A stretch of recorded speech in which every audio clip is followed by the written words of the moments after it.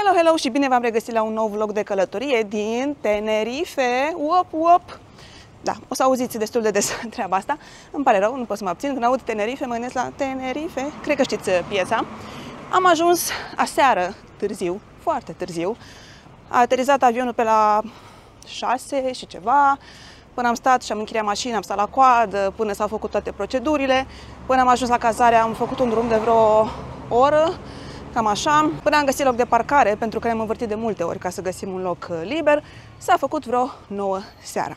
N-am mai filmat nimic aseară, în afară de room tour-ul pe care o să-l vedeți îndată, că nu mai eram în stare pentru că au fost multe ore pe drum, dar încep astăzi cu forțe noi. Numai bine, am ieșit la plimbare și a ieșit și soarele, pentru că de dimineață era super înnorat și cam răcoare. Eu bineînțeles că am luat în bagaje numai rochițe, topuri, maiouri, pantaloni scurți, adică da. Și aseară când am ajuns era răcoare, azi dimineață era răcoare, dar acum a ieșit soarele și văd că e cât de cât mai ok. Avem și costum de baie la noi, adică noi suntem pregătiți pentru plajă, pentru o vacanță din asta exotică. Momentan vremea n-a fost cea mai prietenoasă, dar vedem ce-o fi de acum încolo. V-am spus că am închiriat și mașină, dar vă arătăm mâine, pentru că mâine mergem la vulcanul Teide, de aici de pe insulă. Și vă fac mâine așa o scurtă prezentare. Noi suntem cazați în Puerto de la Cruz, în nordul insulei, dar o să ne mutăm peste 3 zile, undeva în vestul insulei, mai stăm și acolo 3 zile. Și momentan vă las cu room tour-ul filmat aseară, singurul lucru pe care am fost în stare să-l filmez aseară, ca să vedeți cum arată camera noastră și ce priveliște foarte frumoasă avem și ne vedem mai încolo. Am mai filmat bucata asta odată, dar am șters-o din greșeală, așa că o luăm de la capăt. Haideți să facem un scurt room tour, după cum spuneam. Aici este intrarea, aici este oglinda în care ne vedem cu tot cu fața obosită. Una bucată baie, micuță, dar curată. Avem de toate acolo, și șampon, gel de duș, oricum am și eu tot ce-mi trebuie. Acum fac pe repede înainte ca să mai prind puțin priveliștea de afară, să mai prind puțină lumină. Chiuveta, vasul de toaletă par curate, aceeași față obosită. Trecem mai departe. Aici avem dormitor, living și bucătărie 3 în 1. Patul cu 2 noptiere, canapeaua, îmi place că au mers pe tematica asta așa turcoaz, masa de bucătărie pe care am găsit napolitane, anșoa, Pringles, deci toate lăsate de domnișoara de la cazare, s-a întors și Tibi, că a fost până la magazin, fructe, vin, snacks-uri, alune, o scrisorică scrisă de mână, ceea ce este un detaliu foarte fain, cu toate informațiile pe care trebuie să le știm pentru cazare și, din nou, domnișoara stă și scrie pentru fiecare, pentru că avem numele și data, deci atenția la detalii este foarte faină. O sacoșă adusă de Tibi. Ce acolo? Bere, nu? Bere. Rola asta de hârtie era nouă, am început-o noi, deci din nou totul bine pus la punct. Mașină de spălat pe care o vom folosi zilele următoare. Nu mai deschid toate aceste dulapuri, că sunt multe, dar avem de toate, de la oale, ulcele, tacâmuri, farfurii, pahare, căni, absolut de toate. Și ce ne-a furat pe noi, de fapt și de drept, la această cazare, haideți că deja se întunecă, când am filmat prima oară nu era așa întuneric. Bun, avem acest balcon destul de mărișor față de cât de mică este camera, dar sper că se mai vede ceva. Asta este priveliștea. E absolut minunată, superbă. Avem oceanul în față, avem niște plaje cu nisip negru, sunt vreo 3, una după cealaltă. Pe fundal sunt stâncile și dealurile acelea. E minunată. Și cred că e cea mai frumoasă priveliște pe care am avut-o vreodată la o cazare, deși și în Madeira am avut niște priveliști foarte faine, dar da, cred că asta sincer mi-a furat inima și a urcat pe locul întâi. Ia să dau și un zoom să vedeți mai bine. Asta este una dintre plaje, cea mai apropiată de noi. Și a pus soarele mai înainte, când am filmat cealaltă bucată pe care am șters-o. se mai întâmplă. Avem și această piscină mică aici de care ne putem folosi și am înțeles că mai sunt două undeva sus pe acoperiș. Să vedem dacă avem timp și de așa ceva. La plajă vreau să ajung, deși am înțeles că nu e cel mai fin nisip, dar oricum știți că nu sunt cu plajă neapărat să stau la plajă, vreau să stau pe plajă, să aud valurile, nu să mă bronzez. Și avem și un cimitir aici. Eu nici măcar nu l-am observat. Eu mă uitam la ce este dincolo de el. Tibi a zis că, hei, uite, și un cimitir. Da, ok, nu mă deranjează, pentru că v-am zis, eu mă uit la panorama cealaltă, adică la tot ce înseamnă ocean, plaje și dealurile din spate. Sper că se mai vede cât de cât, chiar dacă se întunecă încet, încet, dar o să filmez și pe zi să vedeți mai bine. Și acum vă las, pentru că suntem foarte obosiți, plecați de acasă din Iași de la vreo 4 fără ceva dimineața, nedormiți, că n-am apucat să dormim. Ați auzit și o bere a lui Tibi și a desfăcut Tibi o bere. Așadar, nedormiți, plecați de la 4 fără ceva de acasă dimineața și este 9 seara aici în Tenerife. Ei sunt cu 2 ore în urma noastră. Bun, vă las și ne auzim mâine cu forțe proaspete.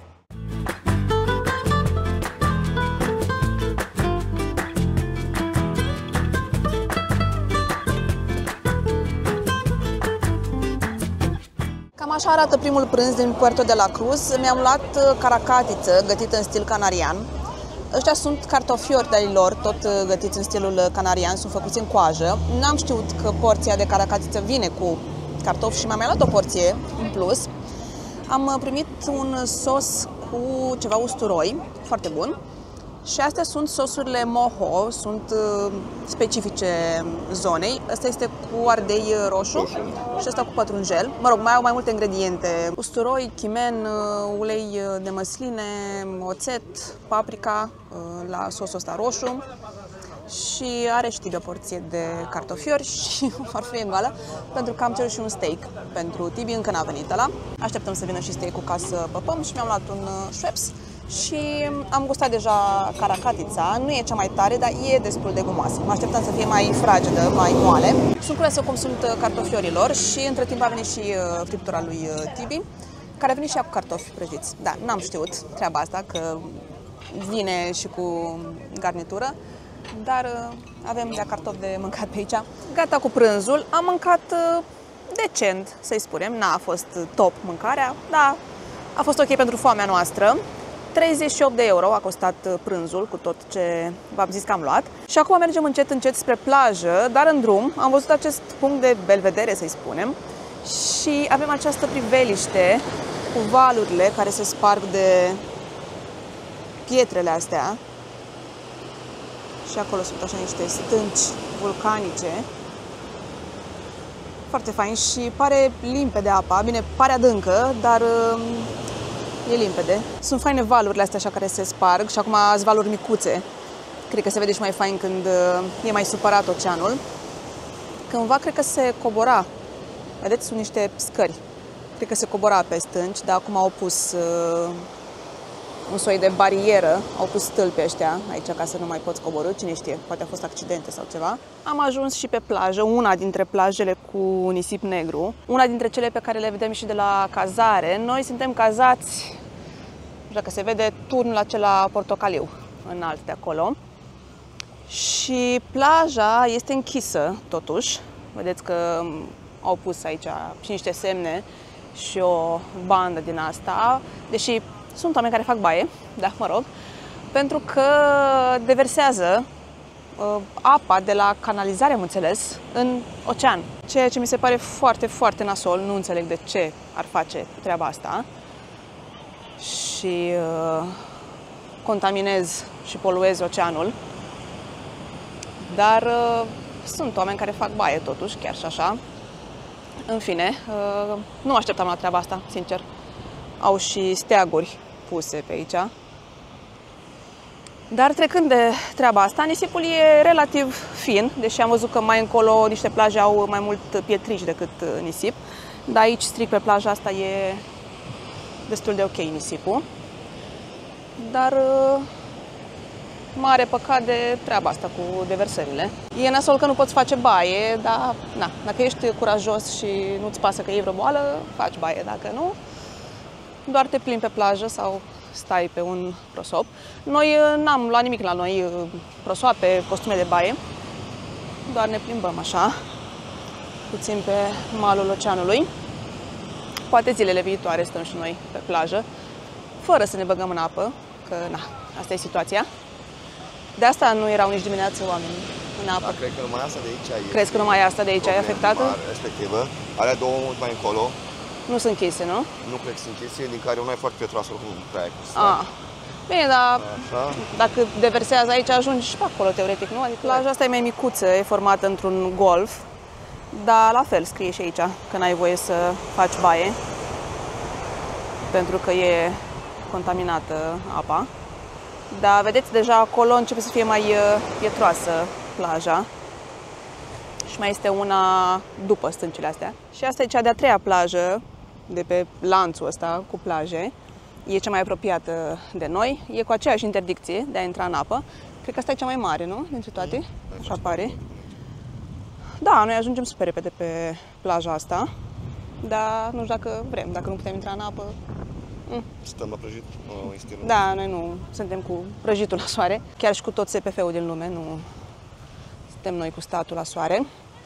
Și vrem să încercăm să mergem la terasa aia de acolo, să stăm să bem o cafeluță, o bere așa, pe malul oceanului. Suntem pe aceeași plajă, dar văzută din altă perspectivă și e mai faină priveliștea de aici, pentru că acolo ar trebui să se vadă vulcanul Teide.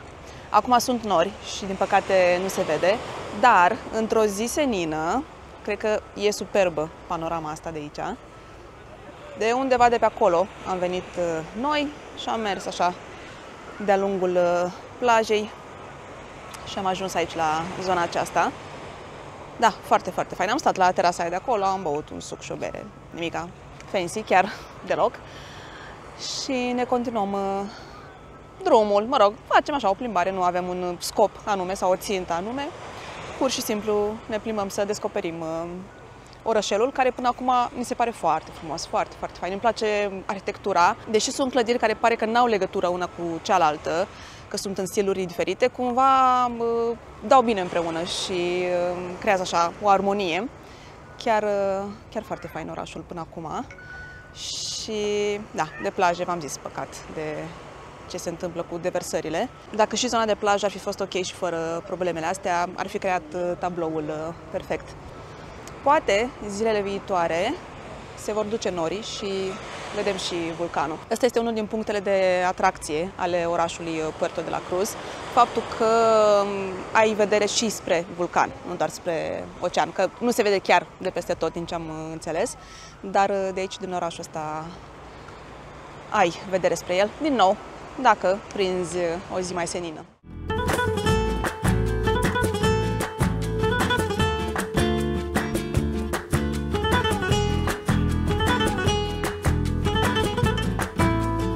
Am ajuns în centrul vechi al orașului și e super drăguț pe aici. Un pic, oh, ce bătrân el e săracul. Foarte faină strada asta și în partea asta așa. Și v-am zis că mergem fără nicio țintă. Ne abatem de pe la drum dacă vedem ceva drăguț. Da, clădirea asta e foarte fain făcută. Sunt câteva terăsuci pe aici, câteva localuri. Stilul lor vechi. Așa de păstrat. Adică păstrat cele nouă, da? Ah, ce fain arată chiar.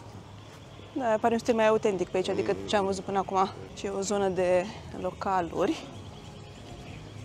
Hai să vedem ce mai e și mai încolo. Da, e foarte fain pe aici. Deja îmi place și mai mult de când am ajuns în zona asta. Și am mai ajuns pe o străduță colorată. Încă un cățel. Eu punctez căței în excursii. Tot bătrânel pare și ăla, săracul.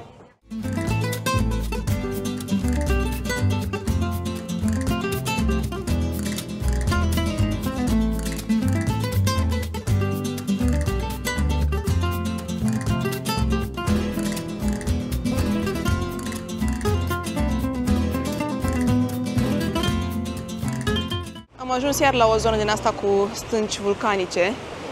E mai animată zona asta. Acolo undeva sunt oameni care sar în apă. Sunt niște zone special făcute pentru asta. Oameni care stau la plajă, deja s-a încălzit față de ce am zis mai devreme, pe la începutul vlogului, s-a încălzit, e bine. Și chiar îmi pare rău că nu am dat cu SPF, pentru că, na, mi s-a părut că este mult prea înorat când am ieșit inițial. Și undeva acolo este o fântână. Am văzut-o și eu prin alte vloguri, prin imagini.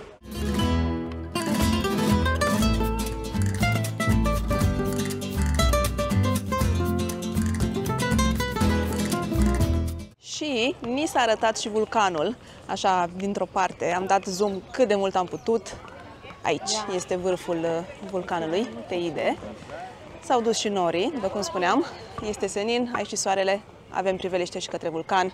Viața e bună, așa-i? Da. Așa-i. Da, mă bucur că am reușit să vi-l arăt pe vlogul ăsta. Oricum, mâine îl vedem mai de aproape, pentru că urcăm foarte, foarte, foarte aproape de vârf, de crater.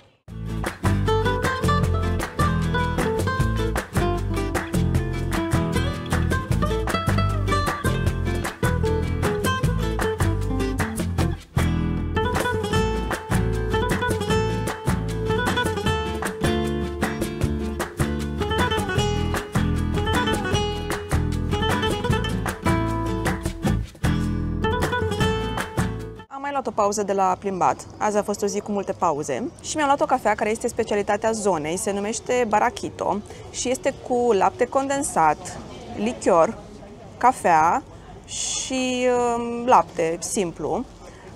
Am înțeles că e foarte bună, încă n-am gustat, am păstrat-o așa intactă ca să vă filmez, arată foarte, foarte bine, e așa pe straturi. Îmi place și păhărelul în care vine și a fost, stați că vă spun și prețul, cam aici meniu, a fost 1,70 € acest Barakito.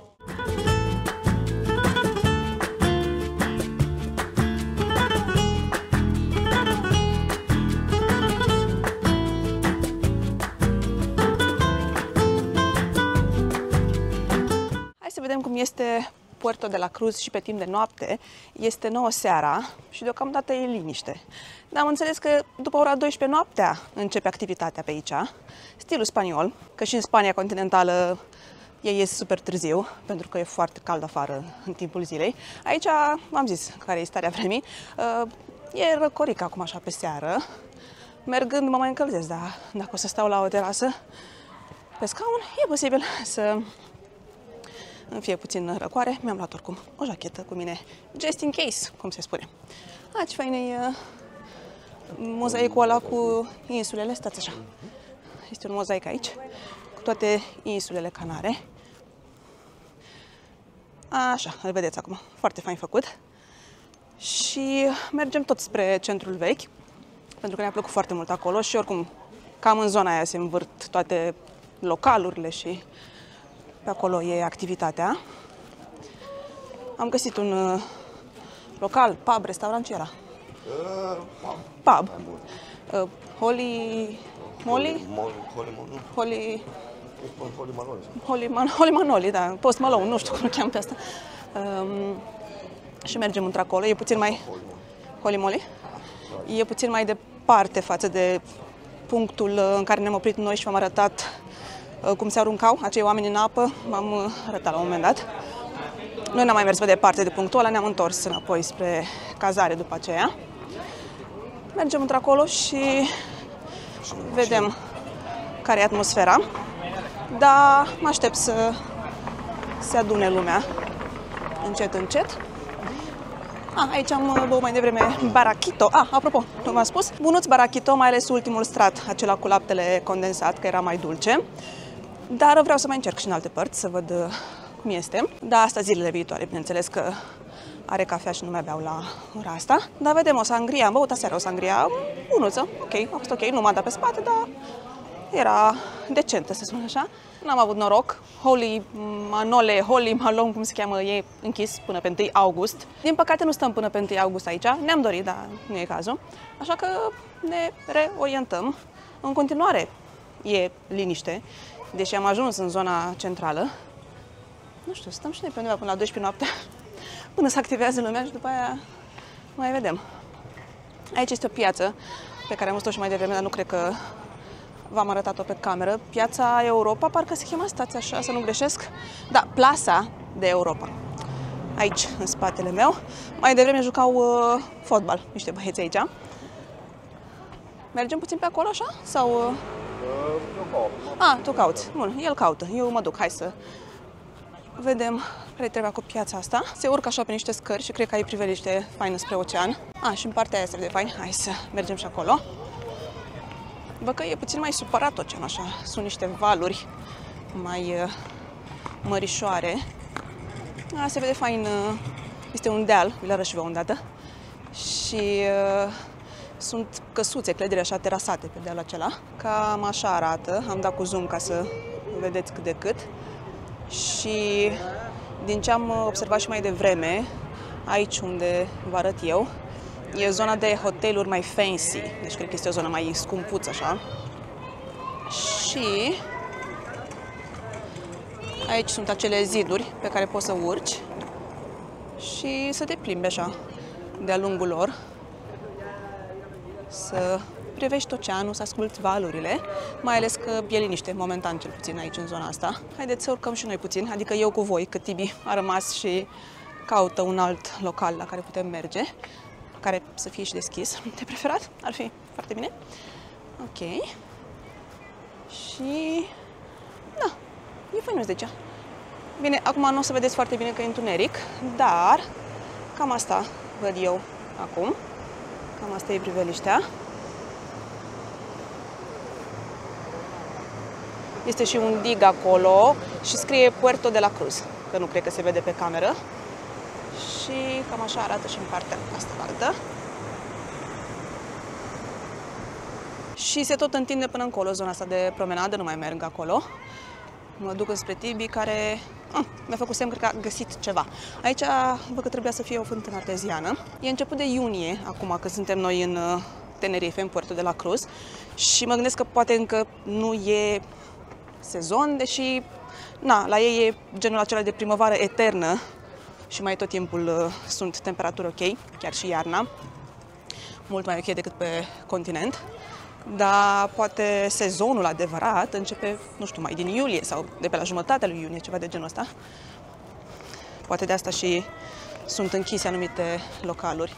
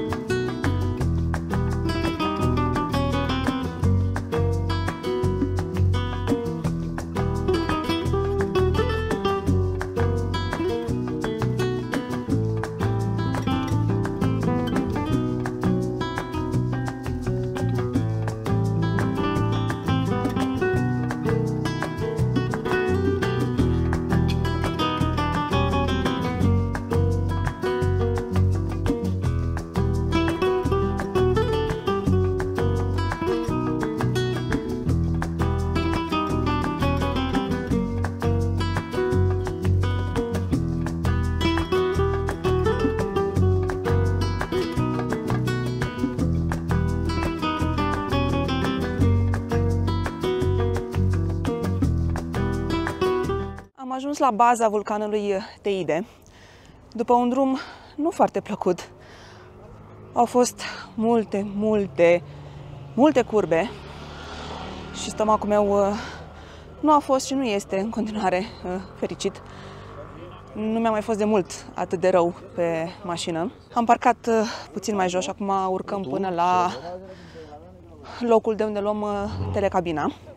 Suntem la 2250 de metri momentan și cu telecabina, după un drum de 8 minute, ceva de genul ăsta, vom ajunge pe la 3550, dacă nu mă înșel.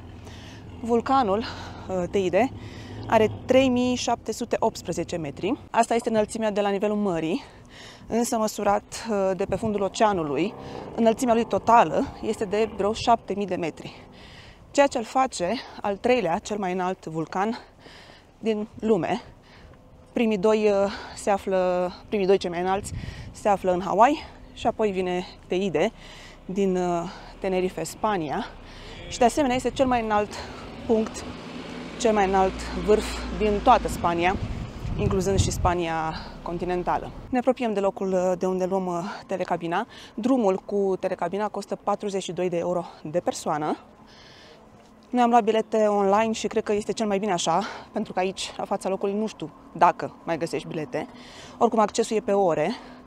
Noi avem la 2:20, este 13:47, dar trebuie să vii cu 20 de minute înainte de ora la care ești tu alocat, să te duci la un punct ăsta de întâlnire, un meeting point, așa scria pe bilet, că trebuie să fii cu 20 de minute înainte.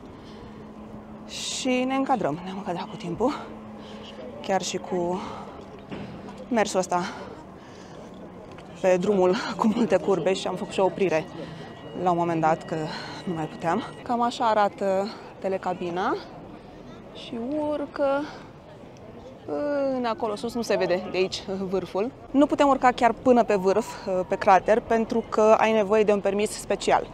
Putem urca, până v-am zis, la 3500 și ceva de metri, dar ca să mai faci ultima bucată ai nevoie de un permis special și se obțin foarte greu, nu știu nici măcar cât costă. Și mi se pare că trebuie să ai condiție fizică ca să poți să urci chiar pe vârf. Da, cred că e foarte ok și 3500 și ceva de metri. Oricum, n-am mai fost până acum la așa înălțime. Acum ajunge telecabina pe care trebuie să o luăm noi. Trebuie să coboare oamenii înăuntru ca să urcăm după aia. Și o să fie interesant drumul ăsta. Așa, e frumos acolo sus? Trebuie să punem un peste pe dreapta. Și am intrat. O parte și la altă, știi? Cum stăm? Le stăm jos? Și am pornit. Să creză ce viteză prinde. Acum am plecat așa încet, încet, încet. Dar cred că acolo merge mai repede, îți dai seama.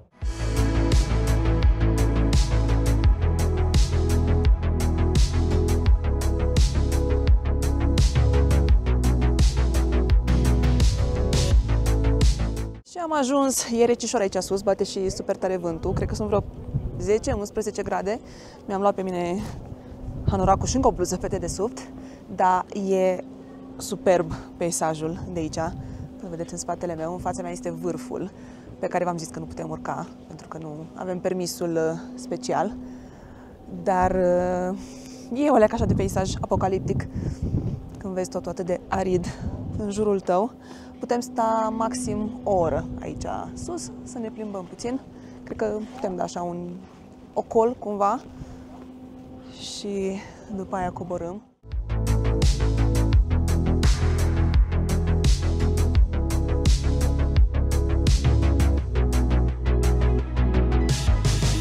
Și acesta este vârful vulcanului Teide. Sunt oameni care urcă pe acolo. Probabil sunt într-o condiție fizică mai bună decât suntem noi și au și reușit să obțină permisul. Când nu bate vântul, e chiar decent, că e soare. În oraș, când am plecat din oraș de dimineață, era super înorat și răcoare și am trecut printr-o pătură de nori pe drumul spre Teide și după ce am trecut de pătura de nori, totul senin și s-a arătat și vârful vulcanului. Avem un traseu, un mic hike pe care îl putem face în ora asta, dar e de pe altă planetă peisajul ăsta, cu toate rocile astea vulcanice. Ia uitați ce e aici.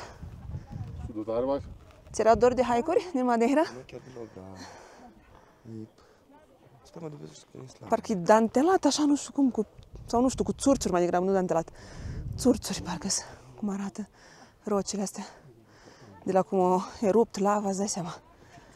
Pe la începutul anilor 1900 a fost ultima erupție, pentru că vulcanul încă este activ. Sperăm că nu atât de activ încât să mai erupă prea curând. Acolo se vede pătura de nori, marea de nori, prin care am trecut noi. De obicei, de aici, de pe vârf, se pot vedea câteva insule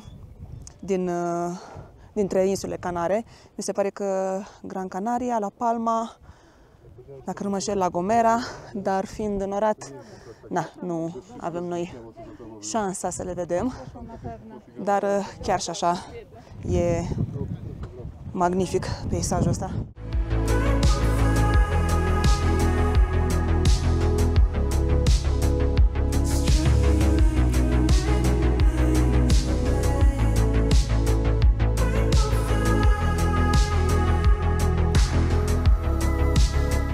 Uitați-vă puțin ce priveliște, cu marea de nori acolo, zonă împădurită, aici totul arid cu roci vulcanice și în spatele nostru îl avem pe el,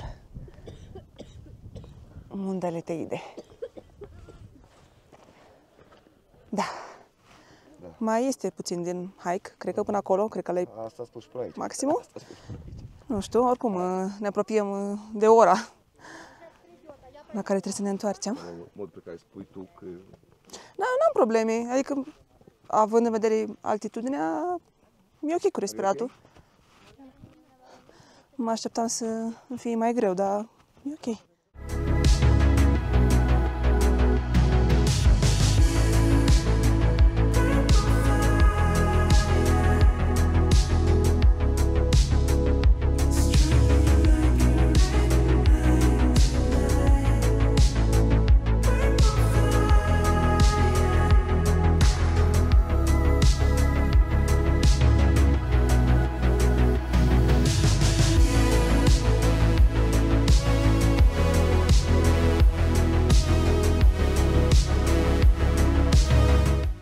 Am ajuns aici la finalul hike-ului și, fiind ceva mai aproape de vârf, am observat că ies aburi din crater. Nu știu dacă se vede pe cameră, am dat zoom la maxim, dar da, ies aburi de acolo. E încinsă treaba. Înainte să se rupă. Așa se întâmplă înainte să se rupă? Nu, cred că e ceva normal. Mă gândesc. Nu? Sper. Vrei să mă crezi cu cuvânt? Hai să coborâm. Încet, încet.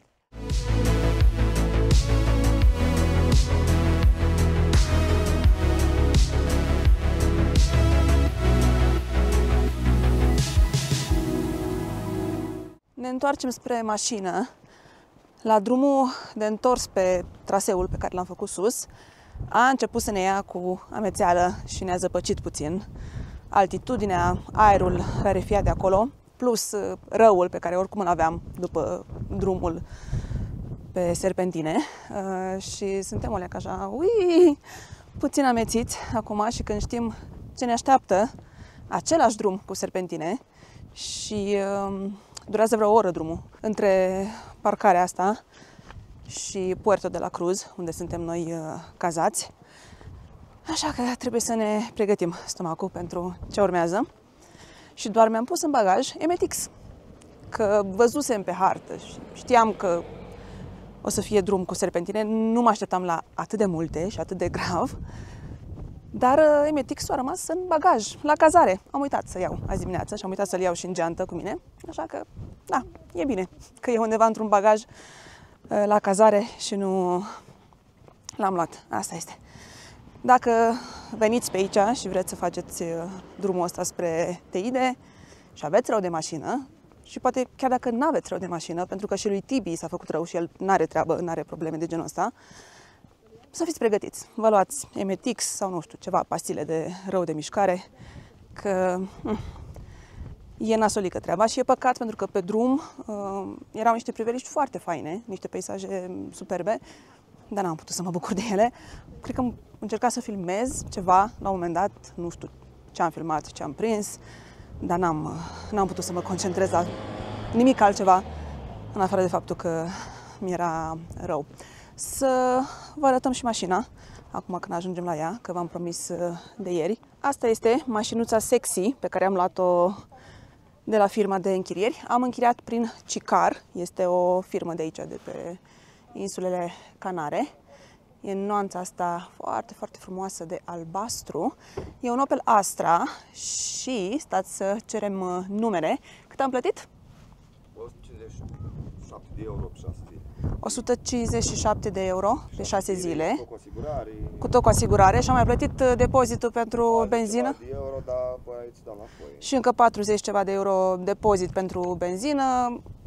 Bani pe care îi primim înapoi dacă ducem mașina cu rezervorul full. Da. Cam așa arată. E foarte faină, mai faină decât ce am avut în Madeira.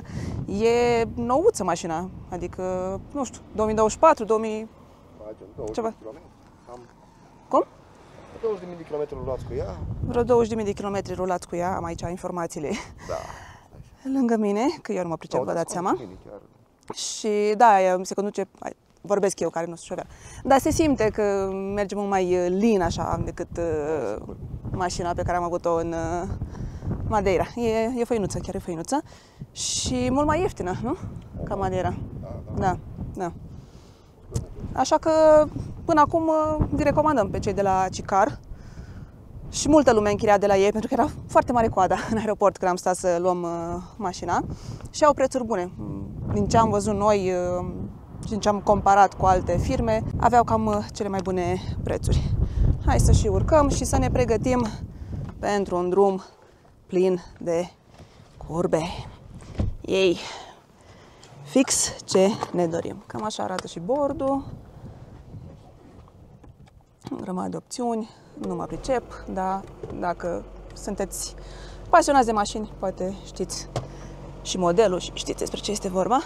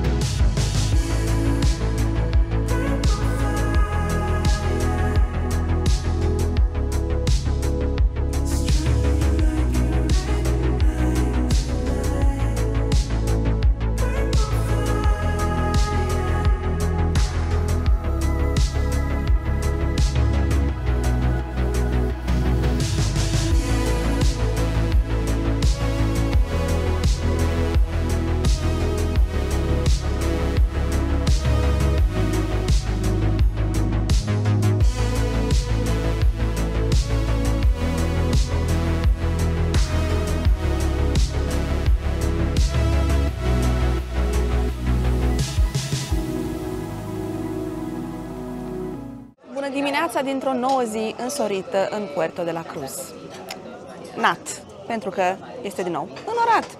Am prins soare doar în prima zi, puțin, și ieri când am urcat la Teide, pentru că eram deasupra norilor și era soare. Dar în rest, norii au fost prietenii noștri. Port ochelari așa de fashion, să nu credeți că e port de soare. Am ieșit să luăm micul dejun, după care mergem să ne mai plimbăm prin oraș, la fel, ca în prima zi nu avem absolut niciun scop în viață. Scările Agatei Christie, da, o să vă povestesc la momentul potrivit, dar în rest nu avem cine știe ce planuri. Ieri a fost cu Teide și o să mai mergem marți. Azi fiind duminică, o să mai mergem marți la Siam Park, un parc acvatic. Foarte, foarte fain, dar în rest suntem liberi să explorăm. Am avut o idee la un moment dat să mergem la Loro Parque, aici, Loro Park, nu știu exact cum se pronunță. Este o grădină zoologică, am înțeles că e foarte faină, dar noi nu prea suntem fani grădini zoologice, deși aici am înțeles că au tot felul de proiecte de conservare și e o grădină zoologică mai etică. Dar am zis pas până la urmă și rămânem doar cu plimbatul prin oraș, că mai este o zonă în care noi n-am ajuns, unde e fântâna arteziană, n-am ajuns în capăt acolo, da. Deci putem merge până acolo, după aia la scările Agatei Christie și... Da, mai vedem. Vă luăm cu noi oricum.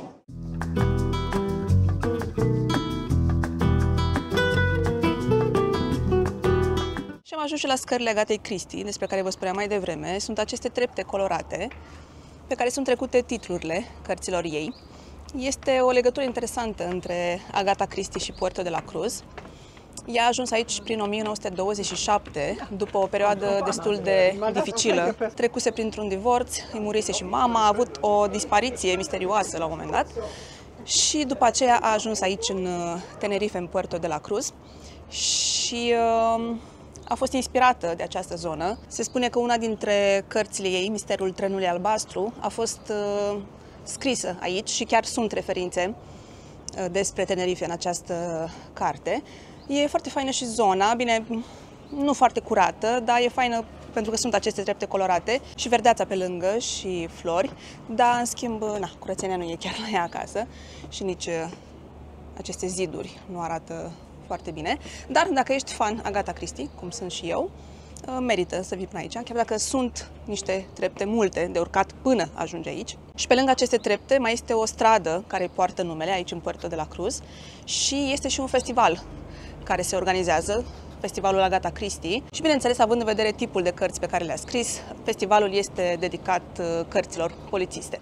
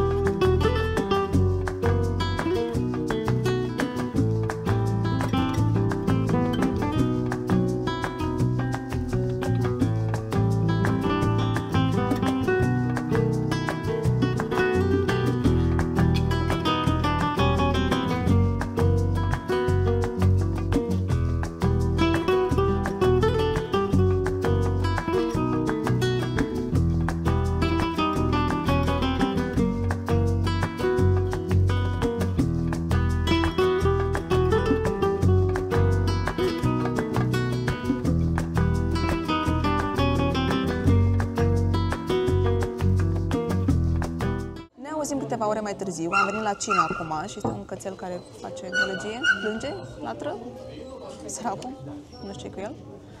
Așa, suntem la cină, am ieșit să mâncăm ceva, deși mie nu mi-e foarte foame, dar mi-am luat o sărățică. Între timp am avut și o încercare de a merge la piscină, pentru că a ieșit soarele, în sfârșit a ieșit soarele și azi chiar a fost cald, cred că a fost cel mai cald din toate zilele. Doar că sunt 3 piscine în complexul în care stăm. Piscina la care am ajuns noi, pe care am găsit-o, stați așa că a venit cu băuturile. Piscina la care am fost noi era orientată spre nord, ceea ce înseamnă că acolo nu era soare și era chiar destul de răcoare. Apa foarte rece în piscină, așa că mai mult am stat pe șezlong vreo jumătate de oră, 40 minute, ceva de genul ăsta. Am stat pe șezlong, la umbră și cam aia a fost. Adică la soare, v-am zis, deja era cald, era foarte bine, doar că la umbră stăteau altfel lucrurile și nu a ieșit asta cu piscina. Așa că am zis, hai să plecăm și mai bine ieșim în oraș. Am venit, v-am zis, să mâncăm ceva, după care, ți era vinuț. M-am prefăcut că știu să mă beau bine. Ia, de să văd. Da, la cât mă pricep eu, da, eu cu suculețul. Eu și copii cu suculețul de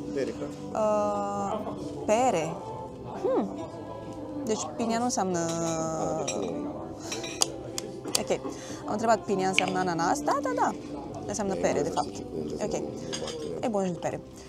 Și da, mâncăm aici, după care o să ne mutăm. Cred că tot la Agora, unde am fost și în prima zi, că ne-a plăcut acolo localul și vibe-ul, e drăguț. Și piața aia în care este cafeneaua e drăguță. E ultima seară aici în Puerto de la Cruz, pentru că mâine schimbăm cazarea și schimbăm și zona de aici din Tenerife, mergem înspre vest. Așa că o să și închei clipul ăsta aici în seara aceasta. Probabil ne mai auzim puțin mai încolo și de mâine încep altul. O să fie, cred că, adică sigur, o să fie 2 vloguri de aici din Tenerife. Primul din Puerto de la Cruz, celălalt din Los Gigantes, așa se cheamă zona în care mergem. Rectificare, am greșit totuși. Pinia înseamnă ananas. Este cu pere și ananas. Pera și pinia. Am văzut și imaginea după. Da? Deci am cerut bine până la urmă, dar nu se simte ananasul. Tot perele se simte în suc, dar era și ceva cu ananas acolo până la urmă.